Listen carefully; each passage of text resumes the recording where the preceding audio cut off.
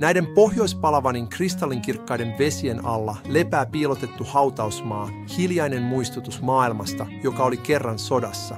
Kalamianesin saaret, jotka nykyään tunnetaan upeista riutoistaan ja laguuneistaan, kätkevät syvyyksiinsä toisen maailmansodan aaveet. Syyskuussa 1944 Tyynenmeren sota oli huipussaan.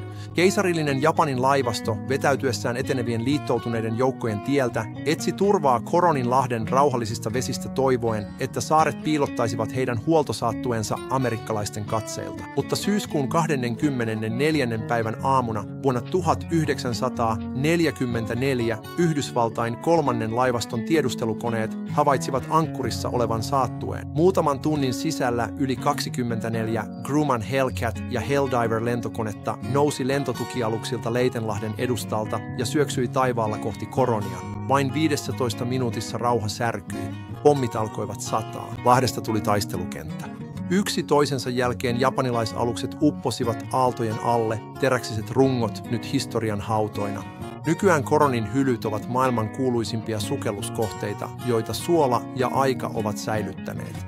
Hylkyjä on vähintään 12 merkittävää, jokaisella oma tarinansa. Akitsushima, vesitasotukialus, makaa kyljellään, sen valtava nosturi yhä ehjänä. Arako, joka oli aikoinaan jäähdytetty huoltoalus, on nyt barrakudien ja pehmeiden korallien koti. Olympiamaru, Okikawa-maru ja muut lepäävät hiljaa 10-40 metrin syvyydessä. Koronin ja Busuangan asukkaille nämä hylyt ovat enemmän kuin pelkkiä jäänteitä. Ne ovat osa saarten identiteettiä, silta tragedian ja turismin välillä. Vuosikymmenten kuluessa luonto jatkaa hiljaista takaisinvaltaustaan.